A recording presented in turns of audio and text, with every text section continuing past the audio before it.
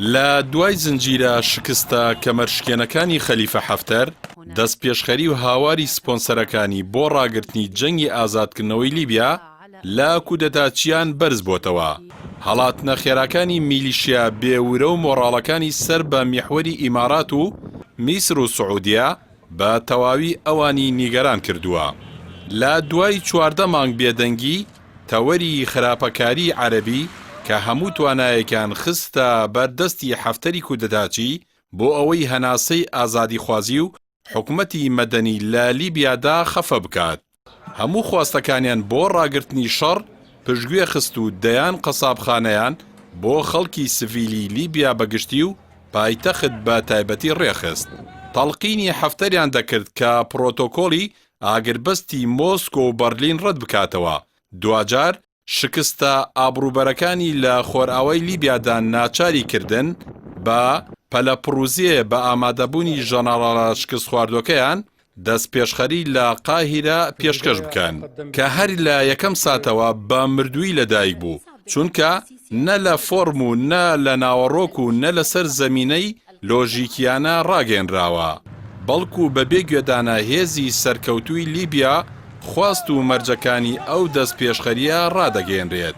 هەروەکو خالید میشری سەرۆکی ئەنجومەنی دەوڵەتی لیبیا ڕایگەیاند شکست خوارد و ناتوانێت مەرج بسەپێنێت.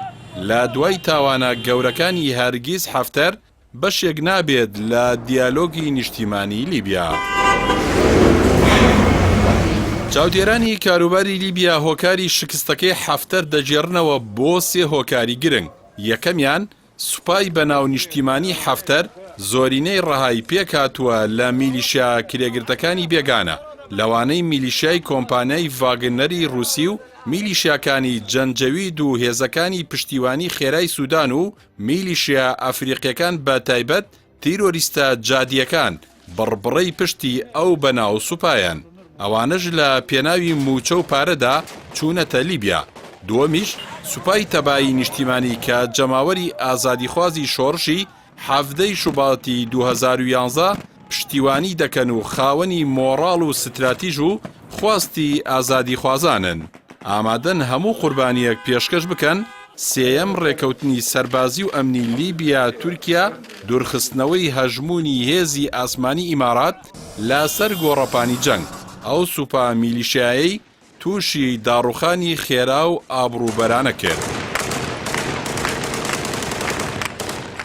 زنجیرە سەرکەوتنەکانی حکومەتی تەبایی نیشتیمانی و شۆڕژگێڕانی لیبیا بەرامبەر بە میحوەری خراپەکاری عەرەبی و هەندێ وڵاتی خۆرئاوایی کە پشتیوانی کودەتا دەکەن دژی خواستی گەلانی ناوچەکە بە سەرکەوتنی هەموو ئازادی خوازان هاژمار دەکرێت لە دژی دیکتاتۆریەت و کودەتا و مافیای خۆسەپێن کە پێوەرەکان بە ئاوەژ و پێناسە دەکەنەوە.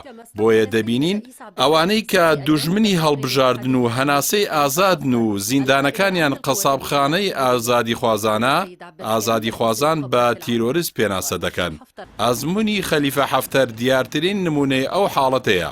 سوپا میلیشیاکەی بە نیشتیمانی ناو دەبەن و ئەفسەرەکانی وەکو مەحموود وەرفەلی داواکراو لەلایەن دادگای نێودەوڵەتی تاوانەکانەوە کە دەستی سوورە بە خوێنی سەدان لاوی ئازادی خواز با ڕزگارکەری لیبیا ناو دەبن و سەلەفیە مەدخەلەکان بە سەربازانی حکومەتی مەدەنی هەژمار دەکەن. دوجار قەزافیەکی تر بە هیوا و پاشەڕۆژی وڵات دەناسێنن.